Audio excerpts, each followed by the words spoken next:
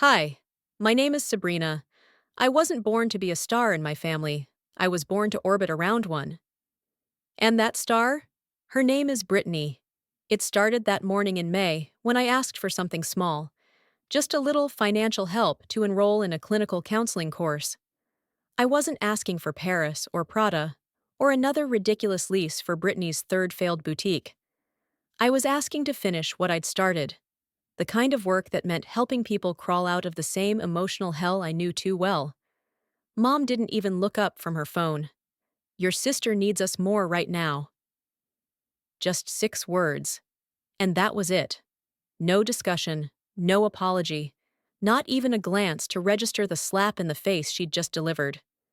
I stood in the hallway, holding a printed course catalog in my hand, like a forgotten love letter. Right now? I asked, trying to keep my voice from cracking.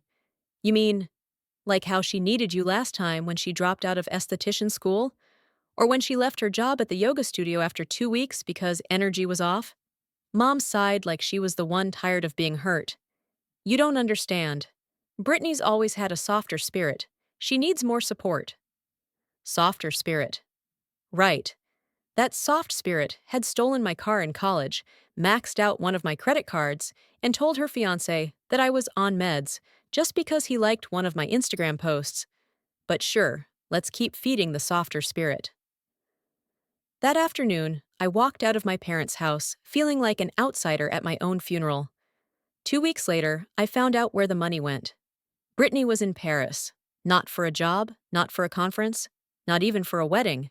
She was sipping rosé at a rooftop bar in Le Marais, twirling pasta on a $40 fork while I was folding shirts for minimum wage and calculating how many shifts I needed to cover a broken boiler. And yes, I only found out because she posted it. Her caption read, "Big sister deserves big breaks. Paris vibes. Blessed." The comments flooded in. Slay queen. Finally getting what you deserve. Tell your sister to come too. She never replied to that one. That night, I sat alone in my tiny basement apartment. The air was heavy with laundry steam and unspoken words. I looked around at the room I had tried to make into a home. Hand-me-down furniture, a chipped coffee mug with a motivational quote, "Love begins with you." I wanted to believe that. But in my family, love began and ended with Brittany. The next morning, the power went out. I called the landlord, assuming it was a building issue. But then I saw the note on my door. Notice of non-payment. Utility balance overdue. Confused, I checked my online banking. My savings account, what little was left, had a mysterious withdrawal from 2 weeks prior. A payment to a utility company I'd never used. And then, I froze. It was the same provider my parents used. The account name was mine. My chest tightened. I called the company. "Yes, ma'am," the rep said casually. "You're listed as the primary on this address. The charge was authorized." "I don't live there," I whispered. "That's my parents' house." There was silence on the other end. "I'm sorry," the woman finally said. "You might want to file a fraud report." But I didn't. Not yet. I called my mother instead. She answered with her fake, high-pitched sweetness. "Sabrina, what a surprise. We were just thinking of you." "Did you use my name to pay your bills?" I asked. A pause. "We were going to tell you, but we didn't want you to worry. You always get so emotional. That wasn't your choice to make." "You weren't using that money," she said, like she was explaining a borrowing spat between friends. "And besides, you make more than Brittany. You'll be fine." I felt something shift inside me. Not rage, not even sadness. It was something colder. A kind of resignation that sets in when you finally accept the truth that's always been staring at you, but you refuse to name. They don't love you. They love what you give them. And when you stop giving, you stop existing. I hung up. That night, I sat in silence. I didn't scream. I didn't cry. I didn't throw anything. Instead, I opened a blank document on my laptop and wrote 3 words. I'm done orbiting. Not out of hate, out of self-preservation. And maybe, just maybe, hope. By the time I was 12, I'd learned how to disappear. Not literally, of course. I showed up to school, I ate dinner, I said thank you when handed things, and I'm fine when I wasn't. I got good grades, smiled in photos, and stayed quiet when the room got cold. But somewhere between Brittany's second emotional breakdown and my sixth forgotten birthday, I figured it out. The less you ask for, the easier you are to ignore. And the easier you are to ignore, the less you get hurt. That was survival.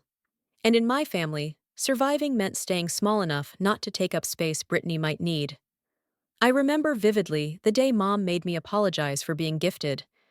I was in 8th grade, and we'd just received results from statewide testing. I scored in the top 1%. The principal pulled me aside, told me I'd qualify for a summer scholars program at a local university. I was glowing the whole way home. My mind ran wild with possibilities, learning lab techniques, visiting dorms, meeting other kids like me. When I showed Mom the letter, she paused and said, "Let's not make a big deal. Brittany's already having a hard time with her college rejection." I blinked. "But this is middle school. It's a summer thing." "We're all under stress," she said quietly. "And you know Brittany doesn't do well when she feels overshadowed." "Is it wrong to be proud of myself?" I asked. She looked straight at me, her voice velvet but sharp. "It's wrong to celebrate if it causes pain." That was the day I tucked the letter into a shoebox and never spoke of it again. One summer, I won a county-level writing competition. My essay was about grief, how silence can sometimes scream louder than sound. I wasn't trying to be deep, I was just writing what I knew. When the local paper featured me, they wanted a family photo to go with the article. I was thrilled. Mom said no. "Brittany just dyed her hair pink," she said, as if that was a logistical reason. "She doesn't want her picture out right now." But it's my story. Mom didn't even look up from the stove. "A family protects each other, Sabrina." So they used an old-school photo, one where my eyes were half closed, my smile crooked. Brittany teased me for weeks. It wasn't all tragic. There were moments of warmth, like when Dad used to sneak me licorice while Mom wasn't looking, or when Brittany and I built pillow forts before she turned 13 and decided I was too needy. But those memories feel like postcards from a vacation that never really happened. Now, sitting in my apartment years later, I scrolled through Brittany's Instagram again. New post, her posing by a fountain in Rome. Caption: "Healing isn't linear, don't judge someone's journey if you haven't walked their path." The comments were gushing. "You inspire me!" "Your strength is unreal." "Queen energy." I threw my phone on the couch and muttered, "What path? The one she bulldozed through my life?" That night, I had a dream I was running, barefoot, uphill, on a street made of glass. Each step left a trail of blood, and I kept calling out for someone to wait, to notice me. But no one looked back. I woke up with my heart pounding. My pillow was damp. I called my therapist. "Something's shifting," I told her. "You sound tired," she said gently. "I am. I'm tired of pretending it doesn't hurt, of telling myself I should just be stronger." "You've built your whole life around not being a problem." I nodded, even though she couldn't see me. "That's what they told me made me good." She paused. "And what would it mean if you stopped being good?" Later that day, I checked my old college email. I hadn't opened it in years, but something told me to look. There it was. An email from 2 years ago from a nonprofit that had selected me for a competitive 2-year social impact fellowship. Fully funded. Housing included. Career support. It could have changed everything. The email had been opened. The attached reply read, "Thank you for the offer, but Sabrina is no longer pursuing this path." I froze. It came from my mother's IP address. She had responded on my behalf. My hands trembled. I clicked through more archived messages. My password had been changed 6 months before I found out. I hadn't forgotten the opportunity. It had been taken. The air around me felt thick, as if the walls themselves were closing in to whisper what I'd already feared. They weren't just neglecting me. They were managing me. I drove to the library that evening. I needed space, light, order, some place that still believed in truth. At a back table, I unfolded the printed reply from that fellowship email, placed it next to the old test score letter, the writing award clipping, a photo of me in that Silver Star costume. My resume was longer than I remembered, not in accomplishments, but in invisibility. And for the first time, I started to wonder, who would I have been if they'd ever chosen to see me? That night, Mom texted again. Your dad's back pain is acting up. Could you maybe Venmo for groceries? No. Hi, no. How are you? Just another request, another subtraction. I didn't reply.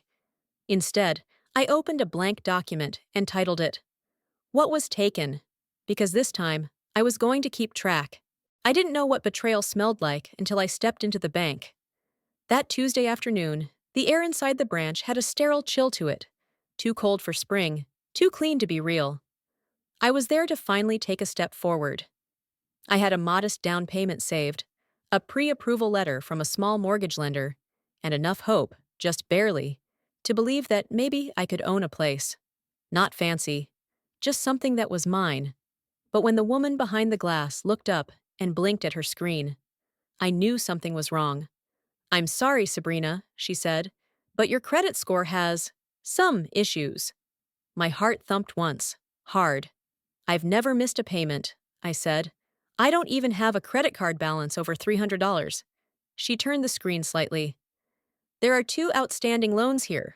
One is from an energy company, the other is a personal line of credit with a $17,000 balance. I felt my face go hot. That's not mine. Are you sure? She asked, with that polite customer service tone that already assumed I was lying. Positive. Both are under your name. Address is listed as, she paused, looks like your parents' address. And there it was. Another robbery. Not loud. Not with a mask and a gun. But quiet. Calculated theft of a future I'd been scraping together piece by piece. I left the bank with my papers still tucked neatly in a folder, unread. On the sidewalk, I looked up at the sky, blue and indifferent. I didn't cry. I couldn't. I just stood there, burning from the inside out. At home, I pulled out my old laptop and started digging. Login after login. Turns out, I was the proud cosigner for a utility account I never used, and a personal loan I never applied for. The signatures matched mine, sloppily traced from old documents. Whoever had done it knew enough about my past forms to mimic the curves of my name. And in the corner of one PDF file, there it was. The contact phone number for the account holder. My mother's number. That night, I didn't call. I didn't scream. Didn't threaten. Instead, I printed every document, every fraudulent signature, every bill, statement, and email chain. I put them in a clean folder, labeled it Evidence. I placed it on my kitchen table. I stared at it. This time, I wasn't going to shrink. I wasn't going to tell myself it was fine because they meant well. This wasn't about misunderstanding. This was theft, repeated, patterned, planned. And yet, part of me still wanted an explanation, a confession. Maybe even, God help me, an apology. The next day, I drove to my parents' house, the same one I grew up in, with its creaky steps and blue shutters that had long since faded into a dull gray. The smell of lavender and burnt toast hit me as soon as I opened the door. Mom was at the dining table, typing on her tablet. Oh, hi, honey. We weren't expecting you. Sit down. Want coffee? I'm good, I said, my voice already tightening. She motioned toward the living room. Brittany's on her way home. She's been through so much lately, poor thing. Of course she was. I sat down across from her and opened the folder. Mom looked up, her smile dimming slightly. I need to ask you something, I said. She eyed the papers. What is all this? You used my name. Again. You signed for a loan and a utility account under my information. She didn't deny it. She didn't even flinch. Instead, she sighed and said the words that boiled my blood more than any insult could. We didn't want to burden you. I blinked. You burdened me anyway, just without telling me. It was a hard year. Your father's back. Brittany's business struggling. You're the only one with good credit. Because I worked for it, I snapped. While Brittany posted skincare hauls and inspirational quotes, I was cleaning bathrooms at 2 a.m. Mom's face hardened. We are a family. Sometimes family makes sacrifices. For whom? I asked quietly. Because all the sacrifices seemed to come from me. She stood up then, brushing invisible crumbs from the counter. You've always been so dramatic, Sabrina. Always turning everything into a crisis. No, I said, rising to match her. I've been quiet for too long. That's the problem. You don't recognize calm until it explodes. She stared at me like I'd just cursed in church. We gave Brittany everything because she needed it, she said. And what did I need? I asked. Silence. That was the answer. Back at home, I poured a glass of wine I couldn't taste and called a legal aid service. I told them everything, quietly, without trembling. They explained my options. The road ahead would be complicated, but not impossible. You'll need to formally dispute the debt, the advisor said. There's a chance you'll have to report fraud. Even if it's my family? A pause.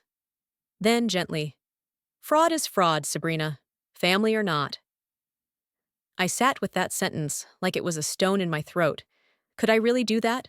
Could I really be the one to finally say enough? I emailed the financial institutions with documentation.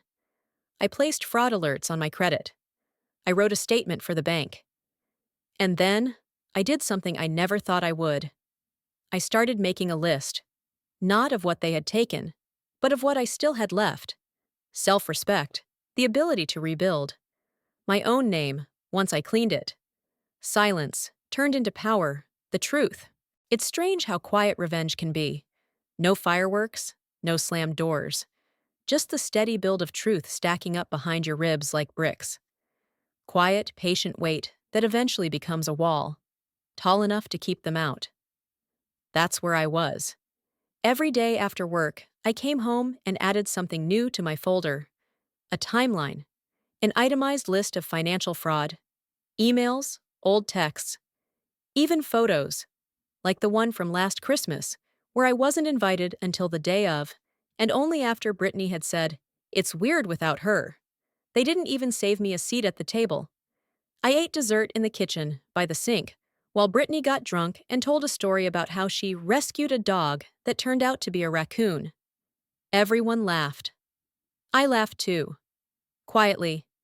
Because that's what you do when you've been cast in the role of background character in your own life. I had stopped expecting apologies, or understanding, or love, if I'm honest.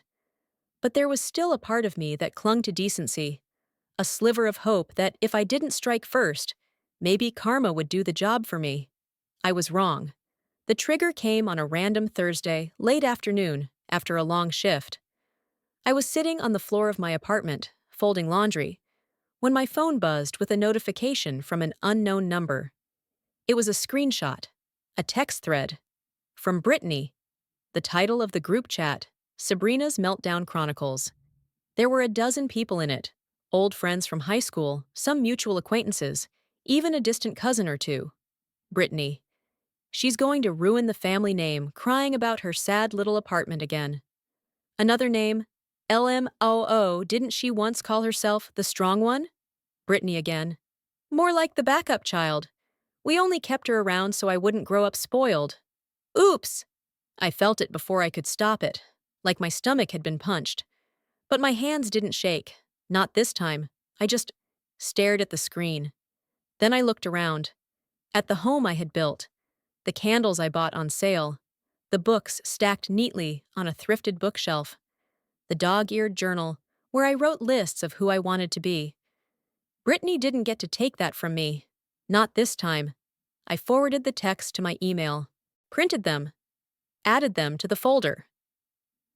3 days later, I was sitting in a coffee shop, laptop open, documents spread in front of me. A woman across the table leaned over. Are you a lawyer? I almost laughed. No, I said. Just cleaning up someone else's mess. She smiled kindly. Aren't we all? That night, I made a copy of the folder, digitally and physically. Put one in a fireproof box, another in a locked file online. I wasn't planning to use it. Not yet. But if Brittany or my mother ever pushed too far again, I would be ready. And not with a scream, but with the kind of calm that people only recognize when it's too late. Then came the email. Subject line, "Family emergency, please respond." It was from my mother. Your father's back is acting up again, and Brittany may be evicted from her apartment. We're trying to help, but it's been hard since your financial situation is now separate from ours. If there's anything you can do, please let us know. The wording stuck in my throat. Now separate. As if I had walked away from something sacred instead of surviving something corrosive. I replied with one line. I hope Brittany finds a solution that works for her. No greeting, no sign-off. Just truth, undiluted. Later that night, a friend called me. Not a close one, but someone who'd known both me and Brittany from childhood. Hey, she said awkwardly. I wanted to tell you. Brittany's been talking. She's saying you're trying to ruin her career, that you're unstable. I exhaled. Of course she is. I don't believe her, but you might want to get ahead of this. She's got reach now. I nodded slowly, staring out the window. She's not the only one with receipts. The invitation came on ivory cardstock. Thick, pretentious. Gold embossed with Brittany's name, centered like a coronation announcement. You're cordially invited to a private dinner celebrating Brittany's new venture as creative director and CEO of Allaire Studio. No mention of the family, no mention of me. It was delivered to my mailbox by mistake. Or maybe not. Maybe it was an unspoken dare. A test to see if I would show up, stay quiet, and clap on cue. I wasn't sure I would go until the morning of. I looked in the mirror, held the reflection of every moment I'd been erased, and thought, no, not tonight. I didn't go to be seen. I went to be undeniable. The dinner was held at a high-end rooftop restaurant in the city. Exposed brick, hanging Edison bulbs, curated playlists. The kind of place where water came in bottles with foreign names, and the waiters wore aprons that cost more than my shoes. I walked in alone. Brittany was already at the head of the table, glowing in white silk. She looked like a bride without a groom. Champagne in one hand, false humility in the other. As I approached, she spotted me, blinked, then smirked. Wow. Sabrina, you made it. Brave. Why brave? I asked, pulling out a chair. You've always struggled in, social settings, big energy rooms. I smiled and sat. No reaction, no defense, just stillness. Dad gave a half wave. Mom offered a kiss on the cheek that didn't quite land. Dinner began. They served duck confit and microgreen salad. Conversations floated around curated wellness and healing through intentional branding. I said nothing. Then came the speeches. My mother stood first, lifting her glass. We're so proud of Brittany. She's the heart of this family. No matter how chaotic life gets, she always finds her center. The table clapped. I stayed still. Brittany took the floor next, eyes gleaming. I want to thank everyone who believed in me, especially my parents. They've sacrificed so much. I know it's not always easy having a daughter who's not ordinary. Laughter, applause. She turned to me, and to my sister. Thanks for keeping the background consistent. You've always played your role. That was the moment, not the words. The smirk, the knowing flash of superiority in her eyes. She wanted a reaction. She fed off control. I gave her none. Instead, I reached into my bag, pulled out a slim black USB drive, and set it quietly on the center of the table. What's that? Brittany asked, still amused. A gift, I said. I stood, addressed the room. Since we're celebrating truth, I thought it might be helpful to include the full picture. People shifted in their seats. What are you talking about? Mom's voice tightened. That drive contains documents, I said calmly. Fraudulent loan applications, forged utility account agreements, manipulated emails from my college account, all connected to me, all signed by people in this room. Gasps. Brittany's eyes went wide. You're insane. No, I'm very lucid, I replied. And this isn't a threat, it's a record. I've sent identical copies to a secure server, legal counsel, and a few journalists who specialize in financial manipulation within families, just in case anything happens to me. You know, emotionally. My voice never rose. I didn't yell, I didn't accuse. I just looked at each of them and waited. Silence blanketed the table, the kind that makes wine sour and forks heavy. Then, a cough. Someone from Brittany's design team stood abruptly and left. A woman who'd been laughing earlier muttered something and avoided my gaze. Brittany's hand shook as she reached for her glass. You've always been jealous, she hissed. No, I've just been quiet. There's a difference. I picked up my coat. On my way out, I turned to Mom, whose face was stone. Family sacrifices, right? I finally made mine. I walked away to the sound of a table full of people, no longer sure who to believe. And for the first time in years, I didn't look back. I didn't expect silence to feel so loud. In the days following the dinner, I didn't get calls, no texts, no confrontations. It was like they were all waiting for me to make the next move, assuming I had a master plan that would scorch earth and salt the ruins. But I had no plan. I had peace. And for the first time in a long time, I didn't want revenge. I wanted distance. I quit my job 2 weeks later, packed everything that mattered into 3 suitcases, and sublet a cottage 4 hours north where no one knew my name, and the loudest sound at night was the creak of the trees. The air smelled like moss and clean endings. I didn't tell anyone where I was going, not even my closest friends. I wasn't hiding. I was healing. There's something sacred in not being reachable, in knowing no one can touch you or spin your name through their machine of manipulation. I woke up early, cooked simple food, read books with cracked spines, walked barefoot through wet grass, and let the quiet settle into my bones. No notifications, no social media, no curated images of Brittany's curated grief.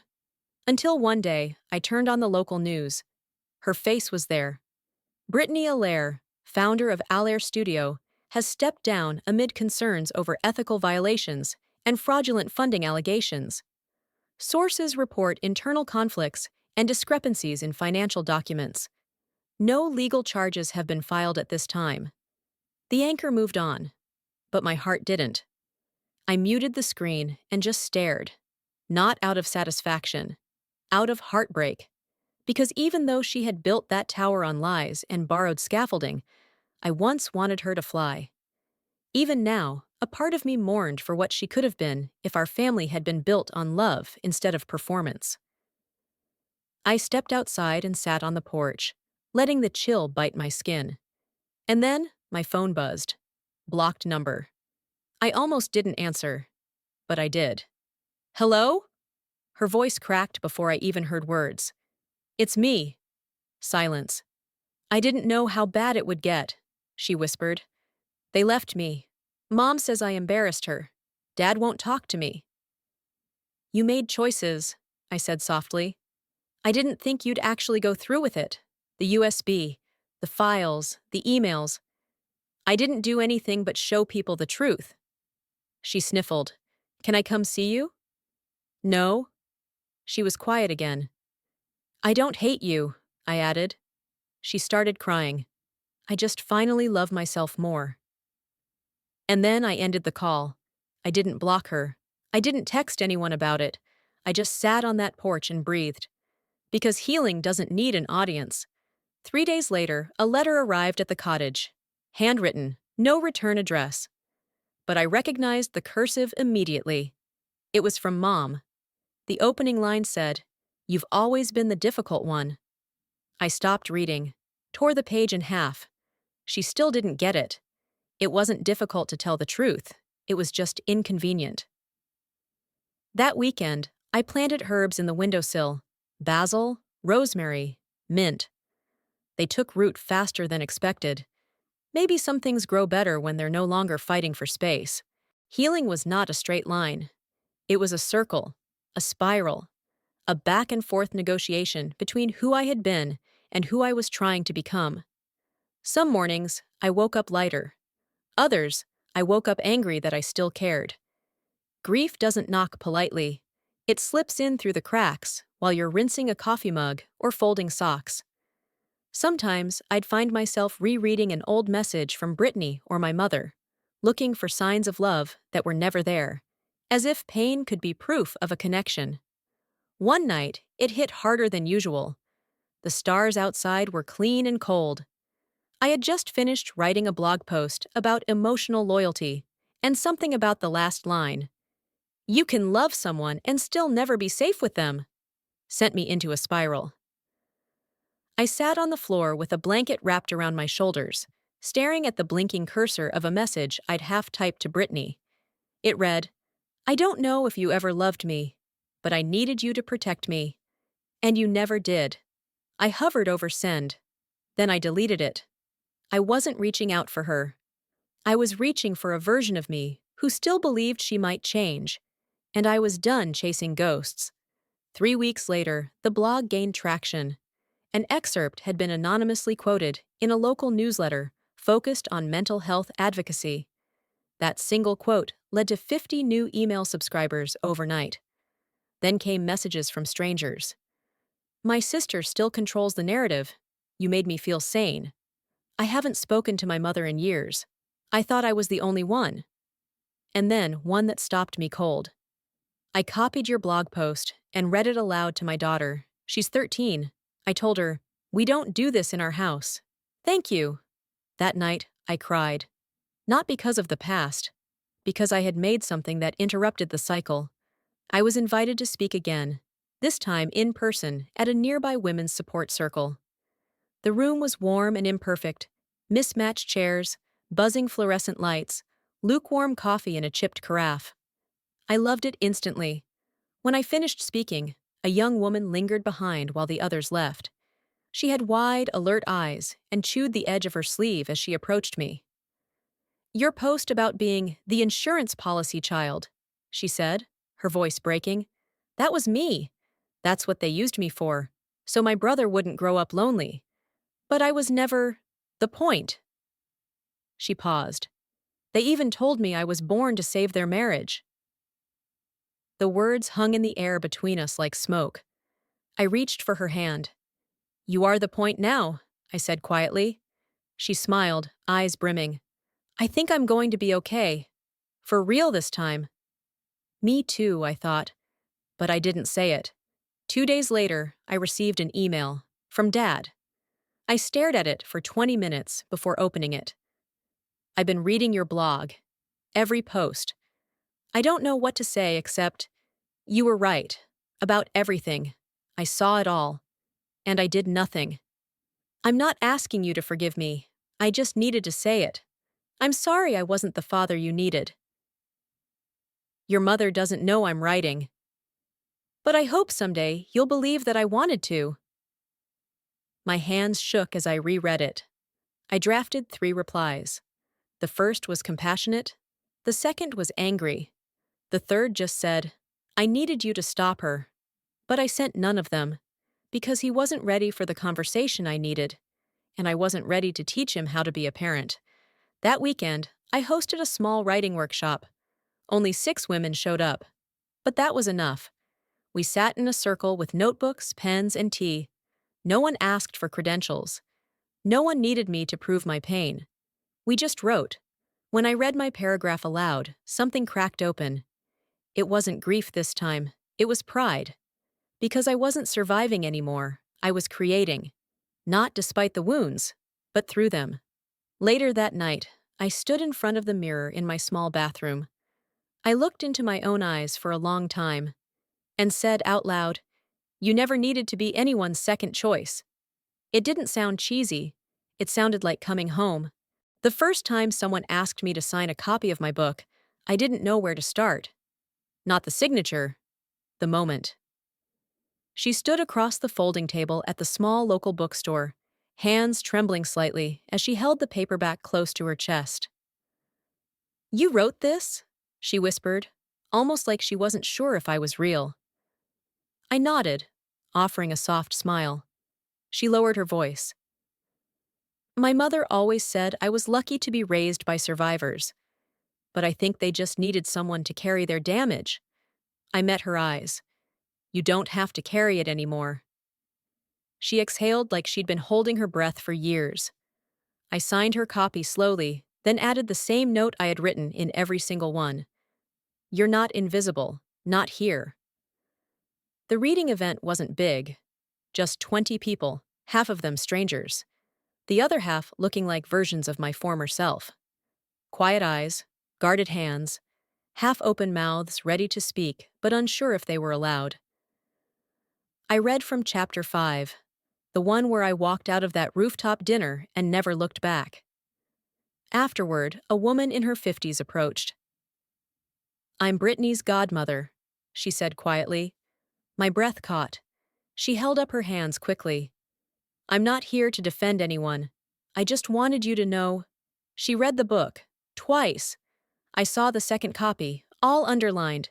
"She hasn't spoken to your parents in a month." I didn't know what to say. "She's not well," the woman added, "but she's not pretending anymore." I nodded slowly. That was enough. Not redemption, not reunion, but recognition.